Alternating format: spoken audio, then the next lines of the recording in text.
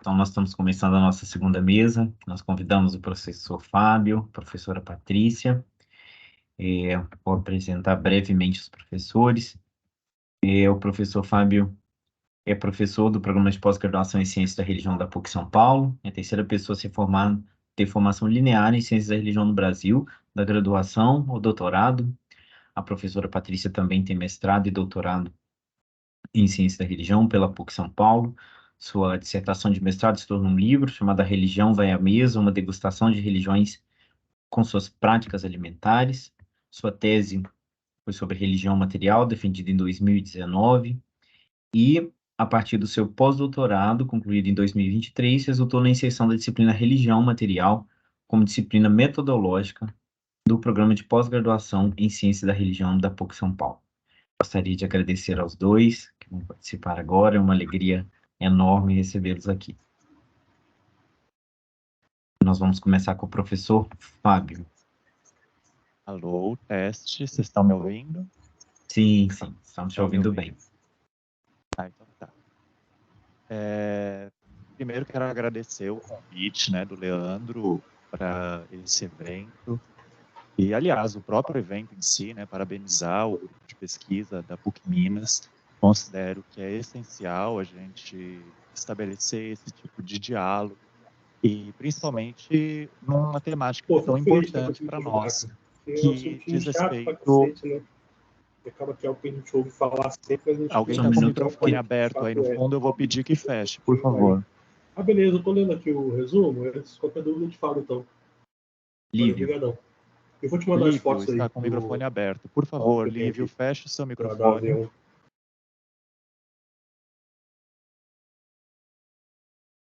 Ok. Então, agradecer esse convite, e reiterar que eu entendo da importância de eventos dessa natureza, porque fortificam a nossa identidade, fortificam, enfim, a disciplinarização da ciência da religião, que eu, evidentemente, como terceira pessoa que tem formação linear no Brasil, é algo que fala diretamente para mim, mas acredito que não só para mim, como para qualquer pessoa que tenha qualquer tipo de formação em qualquer nível específico em ciência da religião. Eu vou falar sobre ciência da religião aplicada, que é um dos ramos relativamente novos, da nossa disciplina aqui no Brasil. E eu falo especificamente aqui no Brasil porque hoje, em âmbito internacional, o Brasil é o maior produtor de material a respeito de ciência da religião aplicada. Isso não significa que somos os únicos. Evidentemente que temos na Alemanha a Wanda Alberts, temos o do Chorushka, que também produziram a respeito disso. O próprio Eliade chegou a produzir alguma coisa nesse sentido também.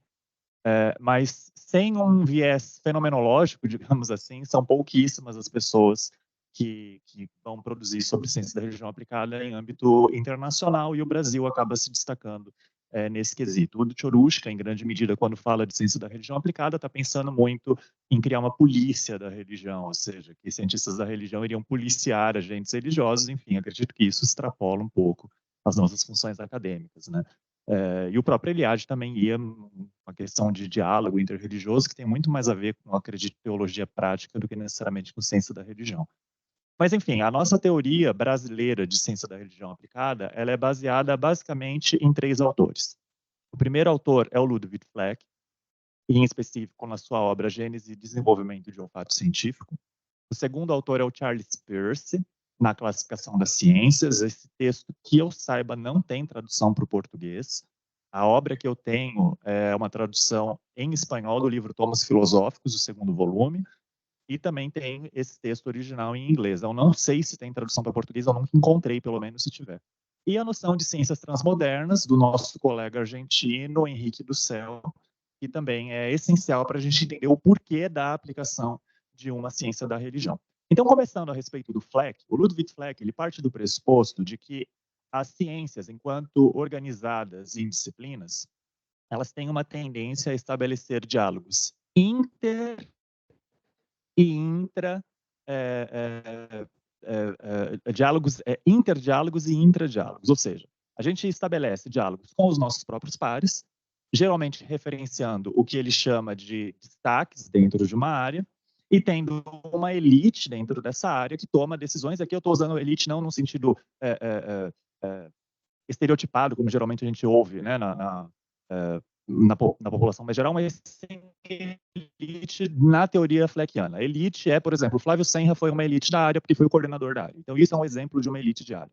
Eu sou uma elite de área porque faço parte da comissão editorial da Rever, o Flávio é elite de área porque faz parte da comissão editorial da Interações. Então, ou seja, essas posições estratégicas que determinadas pessoas ocupam dentro da área e que tem ali determinado poder, não necessariamente um poder irrestrito, até porque o Fleck comenta que as ciências elas são democráticas, então não existe poder único dentro de uma ciência, mas enfim, são alguns cargos que têm aí decisão de tomar algumas, que tem a possibilidade de tomar algumas decisões que acabam afetando os outros integrantes da área. Mas além das elites, a gente também tem as referências. O que seria a referência? Pessoas que não têm o cargo de elite, mas que são citadas pelos pares. Então, os principais autores, aqui, por exemplo, a gente pode citar a Sandra Duarte, a Maria José Rosado, no caso de gênero e ciência da religião no Brasil, a gente pode citar o Ed, no caso de protestantismo no Brasil, e por aí vai. Então, são pessoas que não necessariamente precisam ter um cargo de elite, embora algumas dessas que eu citei já tiveram no passado, mas atualmente não tem, e que são pessoas que são citadas enquanto referência. O que acaba acontecendo com a ciência da religião? A gente não tem esse cenário intra, ou seja, a gente não tem esse tipo de citação, ou se tem, ela é uma coisa muito incipiente. Uma das principais reclamações que a gente ouve, por exemplo, nos fóruns de editor, é que a própria área não se cita. A gente tem um baixo fator de impacto nos nossos periódicos, porque a nossa área, que vem de uma tradição de professores fundadores dos cursos que não tinham formação própria na área, o que é super comum de acontecer em várias ciências, as ciências não são fundadas por formados na ciência. Uma nova ciência é fundada por pessoas que vêm de fora da ciência, depois você vai ter a geração dos primeiros formados, né? E se pensar que eu sou o terceiro com formação linear, então quer dizer, esse perfil de formação linear ainda é uma coisa assim, muito nova ainda dentro da ciência da religião brasileira. Mas até por essa tradição da gente ter professores, historiadores, sociólogos, antropólogos, filósofos, enfim, que tem várias outras formações, o que acaba acontecendo muito na ciência da religião é o trânsito interdisciplinar, ou seja, a ciência da religião ela se refere muito às referências a autores, a periódicos de áreas que são externas à própria ciência da religião e coloca também em cargos de elite da ciência da religião pessoas que são externas, ou seja, que não são iniciadas. O que é um iniciado na teoria do Ludwig Fleck? É uma pessoa que tem formação específica na área. Então, o mais comum no Brasil, do último levantamento que a gente fez no Sencreia, é que os professores de ciência da religião, só 1/3 deles tinham formação específica em ciência da religião. Então, 2/3 eram pessoas externas à área, ou seja, pessoas não iniciadas. Isso, evidentemente, já mudou desde o último levantamento que a gente fez, porque eu fui contratada, a Patrícia foi contratada, a gente já teve contratações lineares na Federal da Paraíba, tivemos algumas na região Nordeste, então, quer dizer, isso eu sei, tenho certeza que já mudou e que o quadro já está melhor, mas no nosso último levantamento era 2/3. Isso é importante porque a ciência da religião aplicada, como qualquer ciência aplicada, ela só faz sentido enquanto há uma identidade disciplinar. Se eu não tenho uma identidade disciplinar da ciência base, eu não tenho como aplicar essa ciência. Quer dizer, como que eu vou falar de uma ciência da religião aplicada enquanto ciência aplicada se não existe a ciência da religião? Se não existe esse trânsito, se não existe essa lógica dita pelo Ludwig Fleck. Só que na nossa consideração do Sencreia, a gente observa que os 5 níveis de resistência a um novo pensamento dentro de um coletivo científico, a ciência da religião aplicada já passou. A gente já veio da invisibilidade, ou seja, aquela noção de que não existem formados em ciência da religião, que quando eu entrei no curso de ciência da religião, em 2010, isso ainda era um discurso relativamente comum entre os professores dos cursos. Vai abrir vaga de concurso para professor de ciência da religião, mas não temos os formados na área. Os cursos existiam desde a década de 70, por exemplo, da PUC São Paulo, mas ainda esse era o tipo de discurso mais corriqueiro. Então, a gente já passou dessa questão da invisibilidade, daí passamos pela segunda fase, que era a rejeição ou ridicularização. Então, eu também cheguei a ouvir isso lá para 2011, 2012, mas os formados na área eles são fracos. Os formados na área não têm condição de pegar uma vaga profissional de ciência da religião.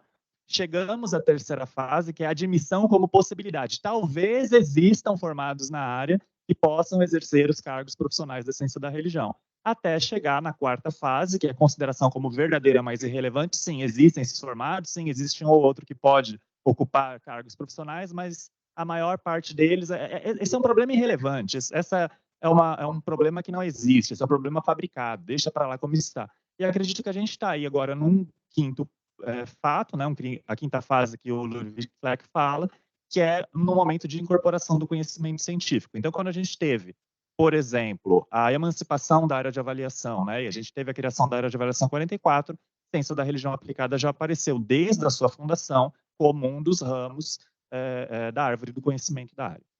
Além das teorias do Fleck, a gente tem a teoria das ciências transmodernas, que é uma teoria argentina, como eu disse para vocês, latino-americana, e é muito interessante da gente se pensar, então, portanto, que a gente justificar a ciência da religião aplicada por uma teoria latino-americana, a gente aí está fazendo uma forma de ciência que está fugindo, digamos, da hegemonia europeia de construção de ciência dentro da ciência da religião. Então, o que é uma ciência transmoderna? É o pensamento de que a ciência precisa ser, a partir do século XIX, uma ferramenta para a transformação social. Então, ou seja, a ciência, uma ciência transmoderna, seria a aplicação do conhecimento científico para a resolução de problemas concretos, de problemas reais que existem na sociedade. Ou seja, aquela noção que a gente tinha nas academias europeias de século XVIII, de século XVII, da ciência dentro das Torres de Marfim, do conhecimento científico sendo produzido para ele próprio, conhecimento pelo conhecimento, isso deixa de fazer sentido. Existe uma série de teóricos que vão criticar esse tipo de abordagem, falando que é um utilitarismo do conhecimento científico, que isso não é uma coisa interessante. Eu acho interessante a proposta do Dussault, do nosso colega, do nosso vizinho argentino, justamente porque ele faz uma abordagem de sim, isso acontece, mas isso não necessariamente é algo ruim para a ciência. Isso é a ciência voltando, devolvendo o que foi produzido dentro da universidade, inclusive para melhorar a vida de oprimidos, para melhorar a vida dos marginalizados. Esse foco na solução de problemas reais exige, portanto, das ciências pós-século XIX, que elas sempre estejam atentas no para que serve um cientista. Essa é uma das grandes perguntas e, portanto, se a gente vai entender que a ciência da religião é uma ciência que surge nesse contexto, né, do transmodernismo, então a ciência da religião também precisa se perguntar para que serve um cientista da religião, para que serve uma pessoa formada em ciência da religião. Integração de saberes locais e tradicionais, ética e responsabilidade também é outra questão muito enfocada pelo Dussault, e a questão da ética é uma das questões que foram também centrais nas discussões, principalmente a ética profissional, que foram centrais nas produções a respeito de ciência da religião aplicada no Brasil, e participação comunitária e democrática. Ciências transmodernas, elas fogem um pouco daquela lógica da carteirada, aquela pessoa tem doutorado, é livre docente, e ela é a única pessoa que tem, portanto, a capacidade de debater sobre determinado tema, e parte de um pressuposto de que a ciência ela precisa aprender a dialogar com a comunidade mais geral e, acima de tudo, tem que ter um mecanismo de tornar o conhecimento científico acessível para quem não tem acesso à universidade. Ou seja, um movimento realmente de popularização das pesquisas científicas, e isso, em grande medida, a gente tem observado em outras ciências e na ciência da religião, daí em menor medida, a gente tem tido algum tipo de movimento também nesse sentido. E, por fim, a última teoria que é essencial para a gente entender a ciência da religião aplicada brasileira é a classificação das ciências de Charles Peirce. Por que o Charles Peirce tem sido adotado por mim, pelo Matheus, pelo Valdinei Costa? Porque a teoria do Charles Peirce ela é muito fácil de encaixar a taxonomia tradicional da área, proposta pelo Joachim Vah, dentro desta teoria do Charles Peirce. Existem várias formas de você classificar ciências, conquanto haja pessoas dispostas a desenvolver teorias sobre a ciência, filosofia sobre a ciência, sociologia sobre a ciência, vocês vão ter também diferentes taxonomias de como se classificar as ciências. Mas a de Charles Peirce ela é muito cara a nós, especificamente, a nossa ciência da religião. De acordo com Peirce, as ciências podem ser divididas em dois ramos principais. Um ramo teórico, que diz respeito ao ramo que vai produzir novos conhecimentos ou revisar e organizar conhecimentos que já foram produzidos anteriormente, e um ramo prático que tem o foco nessa questão da aplicação, da prática, que o Dussault tanto fala, que é típico das ciências transmodernas. No caso da ciência da religião, desde a década de 1920, a gente tem estabelecida a taxonomia de ciência da religião, dividida enquanto um ramo sistemático histórico, um ramo empírico histórico e um ramo sistemático comparativo. Seria os dois ramos clássicos aí da teoria do Joachim Vah. A partir do Udio Chorushka, ali no início da década de 2010, virada de da década de 2000 para 2010, o Chorushka, primeiro em língua alemã, depois em língua inglesa, começa a propor um terceiro ramo a essa teoria do Joachim Vah. Quem vai aprofundar isso em língua portuguesa é o Matheus Costa, que na sua tese vai defender que o ramo História das Religiões, ou estudo empírico da religião, da teoria do Joachim Vah, diz respeito, dentro da teoria do Peirce, do que seria esse sub-ramo de produção de um novo conhecimento do ramo teórico das ciências.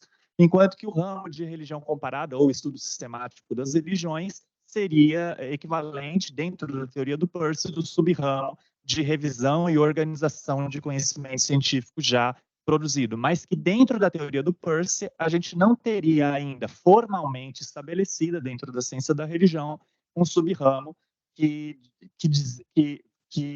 correspondesse à questão da ciência aplicada. Então ele vai propor, também influenciado pelo Chorushka, que estava propondo isso na Europa no mesmo período, que a gente ampliasse, portanto, a taxonomia da ciência da religião do Joachim Vah, acrescentando um terceiro ramo, que seria o ramo da ciência da religião aplicada. Então, a gente teria dois ramos teóricos, estudo sistemático, estudo empírico. Estudo empírico gera novos conhecimentos, estudo sistemático gera teorias ou revisa o conhecimento que foi levantado pelo estudo empírico.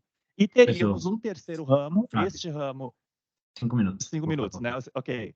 E a gente teria um terceiro ramo, que seria o ramo novo da ciência da religião aplicada, que pegaria as informações que foram produzidas por esses dois outros ramos e transformaria isso em práticas, transformaria isso em protocolos de aplicação profissional.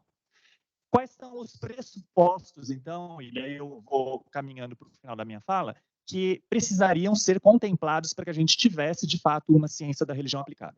A ética profissional, como a gente viu na teoria do Dussault, é inalienável que seja respeitada. E daí o Matheus ele propõe o seguinte: como o Dussault diz que a ética de prática profissional de um cientista tem que estar baseada na sua própria ciência, ou seja, nos pressupostos que torna o fazer científico da sua ciência aquela ciência. Ou seja, a ética profissional de um biólogo tem que respeitar o que constitui minimamente a biologia enquanto biologia.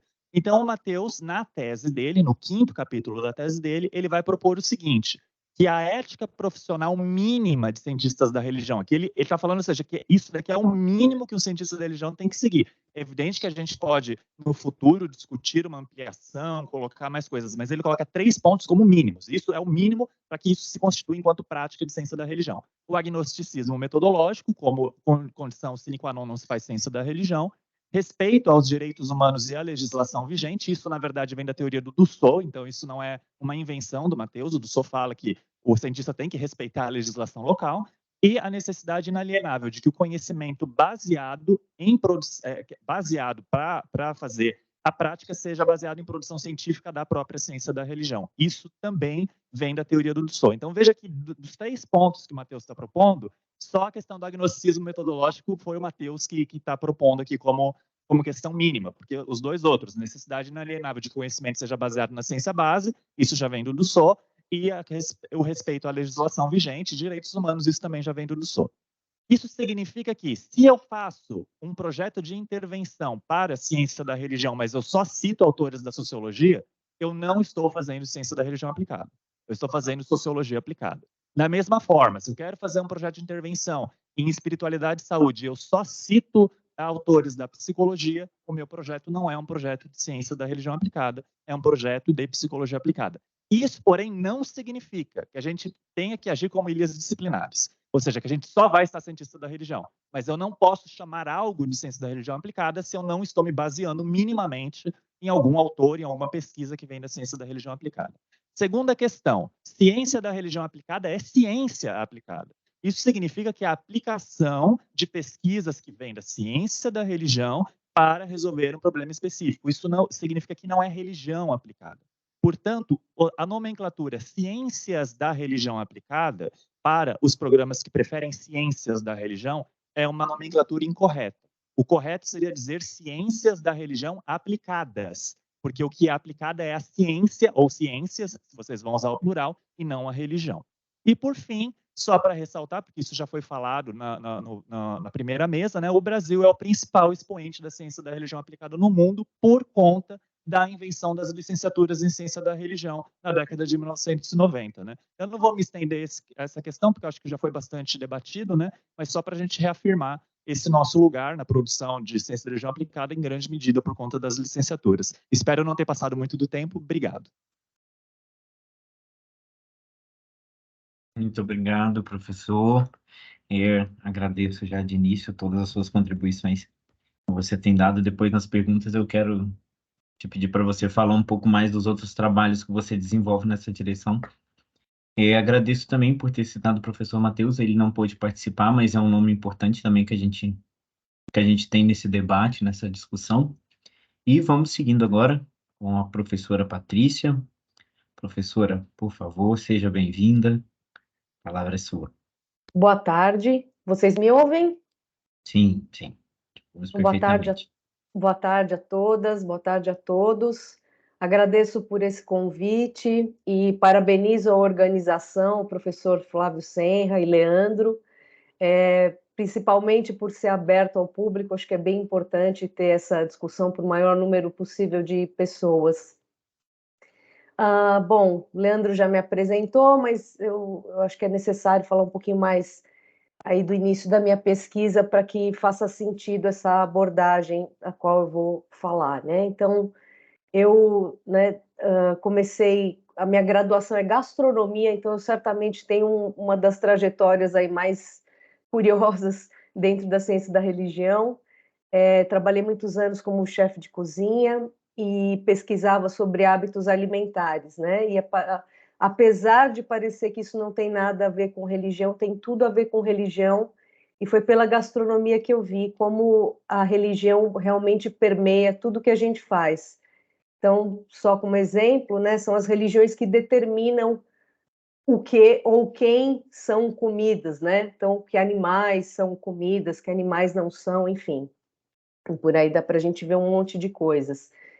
Então, estudando isso, né, eu acabei parando na ciência da religião, fui fazer meu mestrado, então minha primeira pesquisa foi religião e alimentação, o que já me deu um treino bastante empírico, um olhar muito empírico sobre as religiões, que, né, acabava se preocupando muito com as questões práticas, né? Eu falei de alimentação, mas as religiões determinam, né, vestuário, conduta sexual, uma série de questões práticas que muitas vezes passam batido, né? Muitas vezes, até quando uma pessoa se diz não religiosa, né, ela traz, né, por herança, ela tem aí, né, condutas e valores, né, que vêm de realidades bastante religiosas. Então, isso fez com que eu me interessasse depois no doutorado por um tipo de abordagem que se tem convencionado chamar religião material,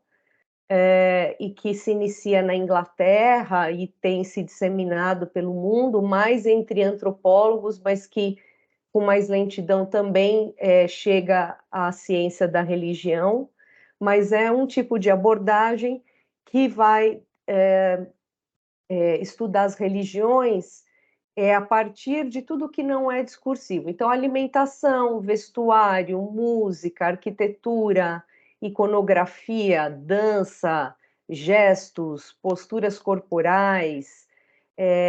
Então, eu acho que essa abordagem ela é necessária. Eu, particularmente, senti falta porque estudava alimentação, mas vejo hoje, entre vários alunos que têm trazido temas como esses, né, a necessidade de uma abordagem como essa. Então, e aí tanto era necessária essa abordagem que o meu pós-doutorado, que foi a religião material como disciplina necessária à ciência da religião, que rendeu a minha contratação no programa de ciência da religião da PUC São Paulo. Então, né, o que, né, claro, que outras pessoas vêm estudando as religiões a partir de arte, de arquitetura, isso não é novo, mas a forma como a religião material analisa é que tem novidade, né? Então, todos nós sabemos, né, como doutrinas e valores religiosos podem ser expressos e materializados em objetos e em práticas corporais, né? A gente está bastante acostumado a olhar nessa direção, né? Como ideias geram coisas concretas. Mas a novidade da religião material é fazer uma inversão, né? No sentido de como as coisas concretas e as práticas corporais geram ideias, no caso, né, ideias religiosas. Então, é aí que está a novidade e o desafio, né? Então, de uma certa maneira, essa abordagem, ela tem enfrentado bastante obstáculos, ela é marginal, porque fica, né, sempre esse estudo das coisas como frivolidade, como algo acessório, e não como algo que é formativo, né? E esse é o cerne da religião material, as nossas práticas, tudo que a gente faz com o corpo, né? O contato que a gente tem com o mundo das coisas concretas é formativo no sentido de nos fazer sujeitos religiosos. Então eu escrevi aqui para não me delongar muito, eu vou ler 3 exemplos para a gente entender quais seriam as perguntas e como funciona um pouco essa perspectiva da religião material. Então, ao final da Idade Média, o trabalho devocional de monges copistas na produção de Bíblias foi substituído pela prensa tipográfica. A mudança tecnológica desafiou convenções religiosas. Embora as palavras fossem as mesmas, Bíblias vernaculares surgiram aos montes, desbancando o tradicional latim. Mais acessíveis, as novas Bíblias facilitaram a reforma protestante, que se fundamentava parcialmente na noção de que cada devoto deveria ter o direito de acesso à Bíblia sem intermediários. Esta ideia era impensável antes da facilidade de reprodução das Bíblias e da disseminação em vernáculo, ambos resultantes da tecnologia de impressão. Um segundo exemplo. Entre as religiões da antiguidade, pré-cristãs no Ocidente e pré-budistas no Oriente, dominavam os modos de religiosidade em que divindades e rituais surgiam da imanência. Deméter, deusa grega do trigo e do casamento. Ninkasi, deusa suméria da cerveja, alimento essencial àquela população. Inari, deusa shintoísta do arroz e da prosperidade. Deuses do fogo, deuses do trovão, das montanhas, dos rios, dos mares, habitavam, além de locais e elementos da natureza, templos e ídolos que eram adornados e por vezes vestidos, também recebendo oferendas. Seus mitos e fundamentos eram transmitidos através de poemas, músicas, danças e outras complexas formas orais. Vale lembrar que não são poucas as religiões nos dias de hoje que conservam esta estrutura, ainda que os teóricos do século XIX, tais como Taylor, tenham tentado trancá-las num passado primitivo. Um outro exemplo. A invenção da pílula anticoncepcional questiona as supostas naturalidade e sacralidade da maternidade, obrigando religiões a reverem suas posições em relação ao controle do corpo feminino. Do mesmo modo, procedimentos físicos para mudança de gênero também têm forçado religiões a revisarem seus dogmas e a se posicionarem. E o último exemplo. Nestes últimos recentes anos, todos vivenciamos o fenômeno da pandemia do Covid-19 e como ele afetou valores e práticas religiosas. Se as tecnologias digitais já vinham ensaiando novas formas religiosas, a pandemia certamente catalisou este processo, criando não apenas rituais digitais, como também religiões inteiramente digitais. Então, embora essas quatro provocações, né, sejam muito diferentes, épocas, né, a ideia era mostrar como as questões materiais concretas de tecnologia, de produção de alimento, afetam as religiões. Então, essa é a grande questão. Como as questões materiais, como a vida cotidiana do dia a dia, como o contato concreto a partir dos nossos 5 sentidos com o mundo material vai nos formando, né? Nós temos, né, por uma série de razões históricas, né? Por exemplo, a influência do protestantismo, nós temos como pano de fundo a ideia de que religiões são, em geral, abstratas, transcendentes, privadas, baseadas muito mais em conceitos do que em questões materiais, né? E isso é muito pernicioso, porque a gente não costuma prestar atenção nisso. E seguimos estudando as religiões como se elas fossem exclusivamente dessa forma, né? E não percebendo todas essas influências da materialidade. Então, nós temos, ao estudar as religiões, a sensação de que as religiões são, em geral, aprendidas por conceitos, a partir de doutrinas, a partir da palavra do sacerdote, mas elas, né, e tem 1 milhão de estudos, né, da ciência cognitiva que vai mostrando como nós vamos aprendendo religiosidades a partir do corpo, né, por imitação, né, pelos gestos, pelos rituais, e depois a gente vai, claro, dando sentido, significado, e atribuindo outras explicações, né? Eu queria até parafrasear aqui a Simone de Beauvoir, né, quando ela fala assim, né, não se nasce mulher, aprende-se a sê-lo. Eu acho que dá para a gente emprestar um pouco essa frase para entender como nós também não nascemos católicos, budistas, candomblecistas, mas a gente aprende a ser, né? Principalmente a partir do contato com objetos, com arquitetura, com as práticas alimentares, com o vestuário. Então, né, estudar as religiões a partir das suas materialidades vai revelando traços culturais, questões sociológicas, né, e imbricamentos de todas essas coisas.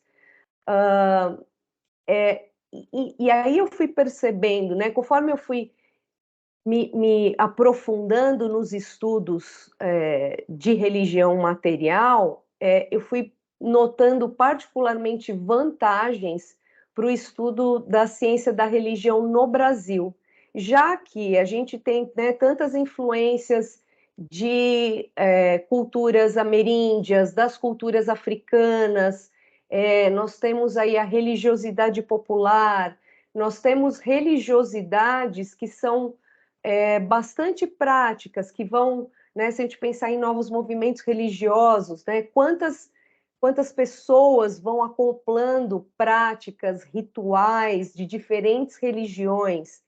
Então, essa observação, né, a partir de que objetos a pessoa se utiliza, como os objetos ajudam as pessoas a formarem um imaginário religioso, né, que seja mais individual ou dentro de uma religiosidade mais oficial, essa metodologia vai mostrando para nós aspectos que normalmente, né, um estudo mais convencional a partir de texto não consegue captar. E essa é uma das críticas à religião, né, da religião material aos estudos mais tradicionais das religiões, de que, né, em geral, são mais pautados em textos, um excesso de significação e, né, o corpo e a materialidade ficando de fora. Se a gente perceber aqui, né, no Brasil, quantas religiões a gente tem, por exemplo, onde há a prática da incorporação, né, que se chama, né, costumam chamar de possessão, né, ou de transe, né? Então, quantas práticas corporais a gente tem, então, quanto espaço e quanto potencial para essa religião, para esse tipo de abordagem a gente tem no Brasil. A própria religiosidade popular brasileira, né, que foge, onde surgem idiosincrasias, especialmente em forma de rituais, de uso de objetos, né? Então, essa abordagem pode ajudar a captar essas nuances que geralmente, né, quando a gente olha para as religiões, né, como sendo mais abstratas, baseadas em ideias, em doutrinas, em teologia, né, elas acabam escapando. Existem vários autores, né, ficaria aqui muito tempo citando autores, né, já defendendo a questão da religião material como abordagem, como campo, como inclusive uma nova forma de definir religião, mas não vou nem entrar aqui na questão também, que não vai dar tempo, mas eu escolheria e sugeriria que, a princípio, talvez para nossa área, reforçando a ideia de ciência da religião, porque há muitos antropólogos, né, dentro dessa abordagem, né, o Manuel Vasques, que tem um livro chamado More Than Belief, A Materialist Theory of Religion. Eu diria que esse trabalho do Vasques é seminal para nós, porque ele é um cientista da religião, porque ele é de El Salvador, então latino-americano, e conduziu muitas pesquisas na América Latina, incluindo o Brasil. Então, fica muito evidente como é que Professora, ele... 5 Oi? minutos. Tá bom, já estou concluindo. Então, o Manuel Vasques, ele acaba, como latino, como alguém, né, um acadêmico latino, que tem contato com toda essa materialidade, as questões do corpo, dos objetos, ele tem essa sensibilidade de perceber o quanto isso faz diferença no estudo das religiões na América Latina. Então, acredito que seja um autor bem importante. E só para finalizar, eu acredito que essa abordagem, e aí agora é a minha cruzada daqui para frente, torná-la o mais brasileira possível, né? Pesquisar autores mais brasileiros, eu acho que ela tem um potencial bastante decolonizador, né? Se a gente, só ilustrando aqui, né? Acho que muitos aqui têm acompanhado a questão aí da devolução do manto tupinambá, que é um objeto sagrado dos Tupinambá, que tem habitado aí vários museus da Europa, né? E aí tem toda uma discussão sobre a devolução desse manto, né? Então, é a partir de um objeto, e a partir desse objeto a gente consegue ver, né, a visão europeia, né, como ela trata um objeto que é tirado de um outro, que é inferiorizado, né, e como os Tupinambá, nos seus próprios termos, né, produzem seu conhecimento a partir de suas práticas, a partir da construção de seus objetos, né, e como classificam de modo diferente esse modo de ser e estar no mundo, que inclui os objetos, diferente da maioria das religiosidades influenciadas pelo cristianismo protestante, que tem medo de objetos, né? Então a gente tem que enfrentar isso também na religião material, né? Todo esse ranço que vem do século XIX contra os objetos, como se eles fossem apenas ilustração, o que não é universal, né? Outras culturas, né, lidam com objetos, com o corpo e com materialidades de maneira diferente. Muito obrigada. Muito obrigado, professora. Nós temos agora um tempo para as nossas perguntas. Como eu fiz da última vez, eu gostaria de começar fazendo uma pergunta para cada um. Professor Fábio, eu queria, acho que como são só dois, nós temos um pouquinho mais de tempo. Como o nosso evento também tem o objetivo de divulgar esses pesquisadores, essas pessoas, essas mulheres, pessoas que estão trabalhando para a questão da teoria e método da ciência da religião, eu queria que você falasse um pouco mais sobre os seus projetos, que eu sei que tem o seminário Ciência da Religião Aplicada, tem seu grupo, tem traduções na Rever. Eu queria que você apresentasse um pouco dos projetos que você está envolvido, que são trabalhos tão importantes para nossa para esse nosso debate. Para a professora Patrícia, professora, eu já vi na sua tese questões sobre religião vivida, que me parece ser também uma abordagem que surge aí muito relacionada com a questão da religião material. Então, eu queria que você falasse um pouquinho sobre essa relação, que essa questão de religião no cotidiano, me parece que a materialidade está presente. Então, como que essas duas abordagens estão, de alguma forma, se relacionando, né? Me parece, a princípio. Mas essas são as perguntas. Quem tiver pergunta já pode ir levantando a mão aí, que logo eles respondem as outras. Fábio, por favor. Nossa, tem tanta coisa que eu faço. Vou tentar falar as que eu acho que são mais interessantes, né?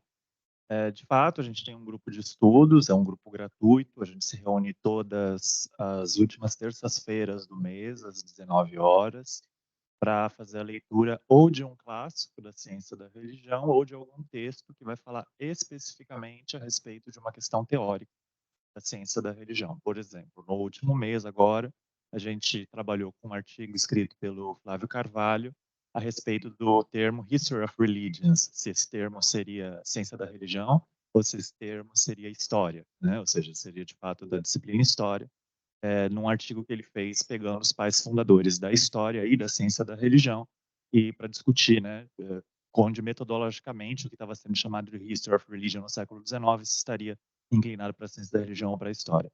Mas a gente já trabalhou o Tilly, a gente já trabalhou o Chateaubriand de La Saussie, a gente já trabalhou o Joachim Vah, a gente já trabalhou também alguns autores clássicos. É um grupo de estudo, como disse, gratuito.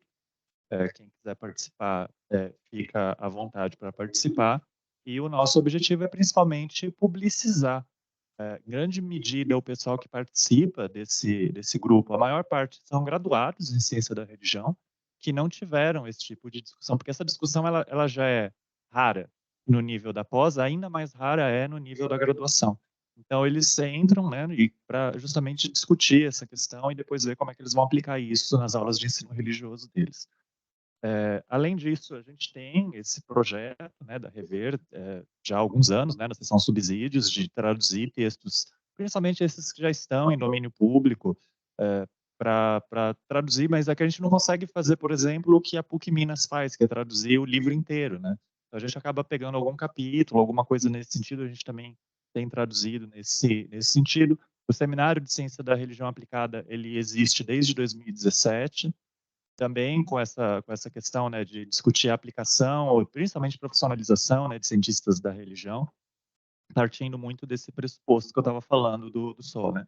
Você se formou em ciência da religião, e agora? Você vai trabalhar aonde? Você vai fazer o que profissionalmente?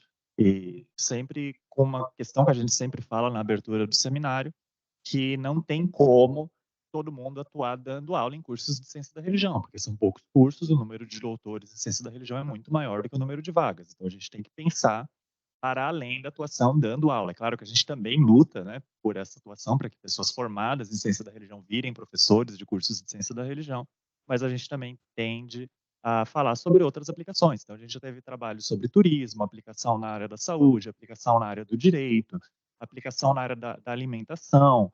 Então, essa questão, né, da ciência da religião aplicada, ela tem sido bastante importante para a gente. O nosso próximo seminário vai ser no ano que vem. A gente começou a fazer ele de 2 em 2 anos, porque eu não estava dando conta de manter fazer todo ano, então assumo aqui publicamente que é realmente por excesso de trabalho, então a gente agora está fazendo de 2 em 2 anos, e a gente preferiu fazer intercalado com o Amptec, né, que também é um evento de 2 em 2 anos, então um ano tem Amptec, e daí no outro ano a gente vai fazer o Seminário de Ciência da Religião Aplicada. E tem o meu projeto de pesquisa atual dentro da PUC São Paulo, que é o estudo de teoria e método. Isso já vem desde o meu pós-doc, que já foi sobre isso, né, sobre teoria e método em ciência da religião, e que eu mantive agora como professor contratado. Eu acho que os principais aí caminhos que eu sigo é esse. Claro que tem outros, pesquisa sobre nova era, pesquisa sobre religião e saúde, mas acho que para os objetivos aqui do nosso evento, essas são as principais frentes aí que eu acabo atuando na ciência da religião. Sim. Obrigado, Fábio. Patrícia. Obrigada, Leandro, pela sua pergunta. Ela é bastante pertinente, porque, de fato, as abordagens em religião material dialogam bastante com a ideia de religião vivida.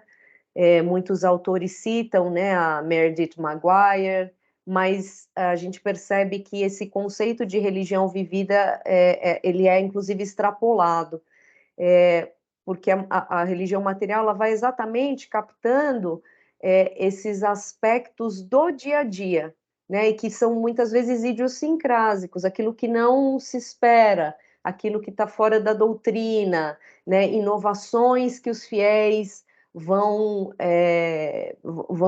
inserindo nas religiões e que eventualmente podem se tornar práticas oficiais ou não, ou que simplesmente marcam territórios culturais ou questões políticas.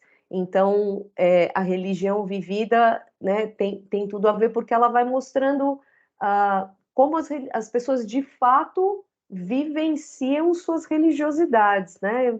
Um exemplo bem, né, acho que bem brasileiro aqui, né?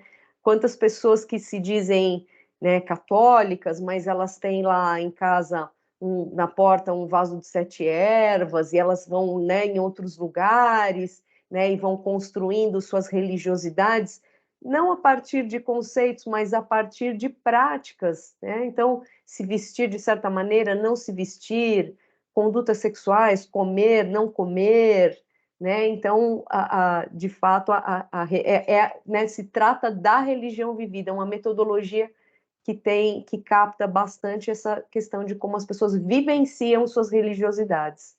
Uhum. Sim, e me parece, se eu não estou enganado, que a Revir está com um dossiê aberto sobre religião material, né? Exatamente, para o segundo semestre, então a gente está aceitando até o segundo semestre do ano que vem, né, para ser publicado posteriormente. Então, convido a todos e todas que contribuam com seus artigos, me coloco à disposição, se alguém tiver dúvidas, quiser saber mais autores, mais questões sobre a abordagem, podem me procurar por e-mail, que eu vou ficar muito feliz em conversar com vocês. Obrigado, professora. Bruno? Oi, vocês me ouvem? Sim. Obrigado pela mesa, muito bom. As duas falas, eu tenho uma pergunta para os dois, assim. Primeiro para o Fábio, se ele vislumbra uma outra... eu sei que isso já está sendo discutido, tem alguns exemplos, mas se ele vislumbra, de fato, uma ampliação da prática dos cientistas da religião, né, do professor de ensino religioso, para além do ensino religioso, né, da ciência da religião para além do ensino religioso, quais são as áreas palpáveis, né, se um dia a gente vai chegar a ter uma vaga para cientistas da religião, por exemplo, no museu, né? É lógico que você não vai saber dizer se vai ter ou não isso, mas se estamos caminhando com essa discussão para esse lado, né? Para que a gente possa cada vez mais, para além da academia, a gente está nesses outros lugares que os antropólogos, os historiadores, todos os nossos colegas estão assumindo facilmente esses lugares, ou não facilmente, mas já há uma predisposição para que eles assumam, né? Também de que forma a gente pode fazer com que o ensino religioso em São Paulo possa de fato ser validado, porque é o único estado, ou talvez o único estado do Brasil que mesmo obrigatoriamente, né, a gente não consegue fazer licenciatura em ciência da religião, está empregado em São Paulo, né, é muito difícil, né, e o que é a Ampitec, ou o que os nossos órgãos, as nossas sociedades da ciência da religião poderiam fazer para aumentar essa questão da empregabilidade dos cientistas da religião. Vários colegas saindo da área, vários colegas falando, não faça ciência da religião, vários colegas falando, olha, se você quiser, de fato, fazer alguma outra coisa e ter em vista aí, faça, porque é quase impossível acontecer alguma coisa na ciência da religião, né? É isso. E para a Patrícia, sobre até essa pergunta que o Leandro falou da religião vivida, eu demorei muito tempo para descobrir a religião vivida, e eu percebi que é um método, né, muito importante para a minha pesquisa, que é sobre música, né, e e não soube antes dessa possibilidade, e estou cada vez mais achando muito interessante trabalhar com esse método da religião vivida, né? Infelizmente tem pouca coisa em português, estou pegando aqui e ali algumas coisas, traduzindo a outros materiais que já têm muito importantes de língua inglesa. Mas dentro da discussão dessa mesa que a gente tem feito hoje aqui no dia, a religião material, a religião vivida, como que a gente consegue aplicar isso para... elas são métodos da ciência da religião, né? É lógico que existe... Não quero trazer aqui bater a cabeça para uma disciplina, para um método específico ou para uma disciplina, mas esses métodos, eles vieram da ciência da religião, eles foram gestados na ciência da religião. Eu, enquanto cientista da religião, eu posso me apropriar, né? É lógico que a gente não faz ciência de uma área, de um lugar só, de uma teoria só. A gente busca de outras coisas. Até a religião vivida, eu tenho visto que existem muitos autores de diversas áreas que contribuem. Mas como que eu posso fazer essa discussão ser o lugar onde eu também me diferencio enquanto pesquisador? Não, eu sou cientista da religião e trabalho com a religião material, com a religião vivida. É possível a gente fazer isso, buscar através desses métodos da religião material e da religião vivida esse lugar de identidade para os cientistas da religião? É isso. Obrigado.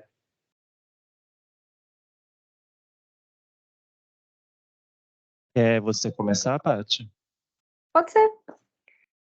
Bruno, obrigada pela questão.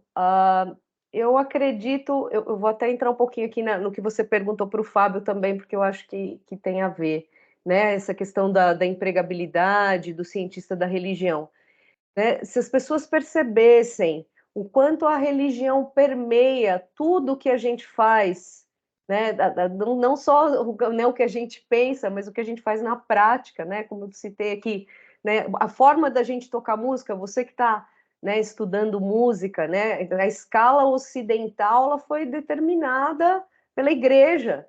Então, assim, tudo que a gente faz na nossa vida, no nosso cotidiano, tudo está, de alguma maneira, ainda que indiretamente, determinado pelas religiões. Então, se as pessoas tivessem essa consciência, né, os cientistas da religião teriam muito mais espaço, estariam nos museus, estariam na indústria de alimentos, estariam em diversos outros lugares, e que eu acredito que, num futuro, isso vai acontecer, né? Estamos trabalhando para isso, e acho que a ciência da religião aplicada tem, né, desempenhado, em grande parte, esse papel de abrir essas portas, né? Então, Bruno, né, a religião material não nasceu, né, dentro da ciência da religião, começa em arqueologia, antropologia, mas hoje já há muitos cientistas da religião, especialmente fora do Brasil. No Brasil, infelizmente, menos. Mas fora do Brasil, que encamparam e estão, né, adequando essa abordagem à ciência da religião. Então, né, um outro nome que pode ser citado aqui é o professor Richard Karp, que é um cientista da religião americano. Então, cada vez mais, essa abordagem está ganhando contornos de ciência da religião. E é muito importante, né, e eu acho que a religião material, né, aí ela faz par, né, de alguma maneira, com a ciência da religião aplicada, porque ela vai ajudar a identificar essas questões do dia a dia, da prática, né, de tantos aspectos religiosos que vão determinando tudo que a gente faz, e que em algumas questões, quando suscitam aí problemas políticos, econômicos, éticos, né, etc., necessitam de um cientista da religião, né, que ajude a conduzir essas questões. Então, embora não tenha nascido na ciência da religião, acho difícil, mas talvez porque eu tenha estudado muito até aqui, acho difícil a ciência da religião deixar de fora isso, se a gente quiser ser mais prático, se a gente quiser encontrar mais lugares para o cientista da religião. Acho que a gente precisa sair da teoria um pouco e olhar mais essas questões do dia a dia, a gente vai encontrar mais lugares para o cientista da religião. Eu vou começar respondendo a última pergunta, né? O que a Amptec poderia fazer? Na minha leitura, nada, porque não é função da Amptec isso. Isso eu acho que também é uma das questões que a gente tem discutido bastante no Sencrea. Existem dois tipos de associação de classes, as associações acadêmicas e associações profissionais. A Amptec é uma associação acadêmica, a BHR é uma associação acadêmica, a Sotera é uma associação acadêmica. Associações acadêmicas têm uma preocupação de fomentar o debate científico, de publicizar pesquisas, de fomentar artigos científicos, pesquisa, estabelecer rede de contato de cientistas. Não é função de uma associação acadêmica defesa de classe profissional, pleitear melhor qualidade de trabalho, pleitear novos postos de trabalho. Isso é função de associações profissionais. No Brasil, a única associação profissional de cientistas da religião que a gente tem que tem relevância é a ACREPA, Associação de Cientistas da Religião do Estado do Pará. E o que a gente observou no Estado do Pará? É impossível você hoje ser professor de ensino religioso sem ter licenciatura, porque eles mudaram a legislação, primeiro estadual, depois, apesar de já ter estadual, foram atrás das legislações municipais, então forçaram na Grande Belém que as cidades da Grande Belém contratassem exclusivamente o licenciado. Quando abria, por acaso, algum tipo de edital de contratação que permitia teólogos, eles iam lá e impetravam no Ministério Público dizendo que não existe licenciatura em teologia e que não pode pessoa sem licenciatura dar aula para crianças. Isso está na LDBem. Então, quer dizer, se você não tem uma associação que tenha como foco principal lutar pelos interesses da classe, da categoria profissional, isso não vai acontecer.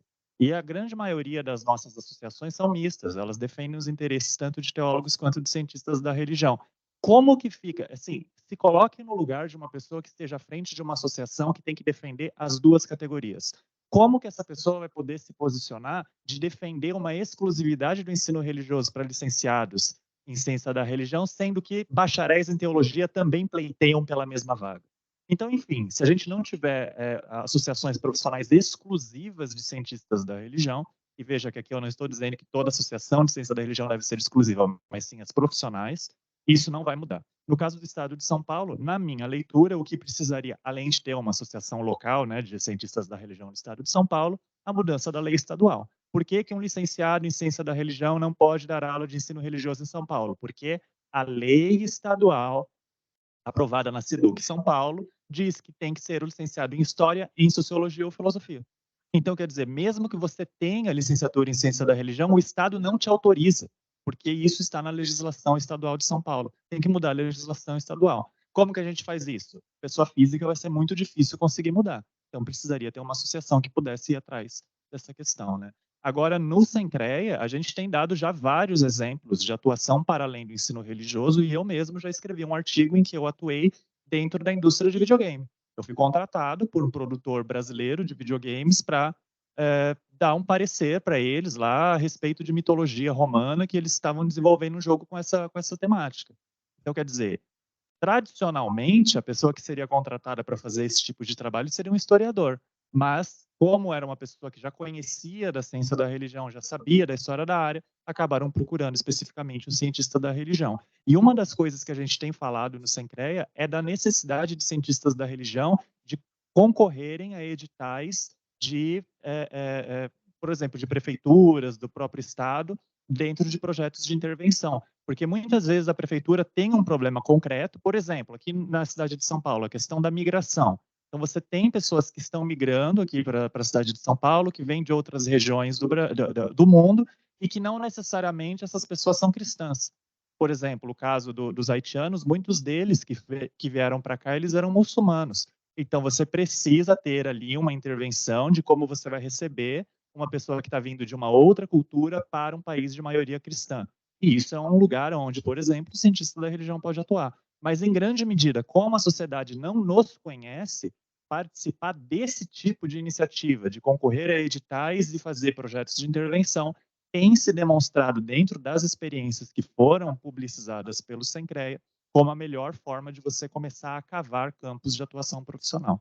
A gente tem já exemplos, eu concordo, você não vai encontrar no jornal lá nos classificados, precisa-se de cientista da religião, mas a gente consegue gerar de alguma forma essa demanda quando a gente participa desses congressos. E finalizando a minha fala, eu lembro muito da disciplina do professor Frank Sarsky de Economia da Religião, que ele sempre dá esse exemplo. Quando não existia smartphone, não existia demanda por smartphone. Primeiro o smartphone foi inventado para depois ser fabricada a demanda por smartphone. E hoje ninguém vive mais sem smartphone. Então, quer dizer, não tem como você ter uma demanda por cientistas da religião antes de existir cientistas da religião. E agora cabe a nós, cientistas da religião, gerar essa demanda dentro da sociedade. É claro que é uma visão reducionista, né? Porque isso é só um exemplo pedagógico que o Frank dá dentro da sala de aula, mas eu entendo que, sim, cabe a nós, que ainda não temos esse espaço na sociedade, ir atrás, através de projetos de intervenção e outras iniciativas público-privadas, para demonstrar a nossa necessidade. Quando você chega e explica para um coletivo social o que é a ciência da religião, geralmente eles veem bastante necessidade de ter um profissional com essa formação. Muito obrigado, Fábio. Muito obrigado, professora Patrícia. Fábio já era mais conhecido nosso. Professora Patrícia, espero que nós possamos manter mais contato, não só com você, mas com todos os outros. Mas é uma abordagem muito importante você trouxe para nós hoje. Eu proponho mais 5 minutos, rapidinho, para a gente tomar uma água, e logo voltamos com as últimas 3 apresentações, que é a proposta do Maurílio, da Tatiane, e encerramento com o professor Fabiano, para a gente encerrar essa tarde de hoje. Então, 16h20,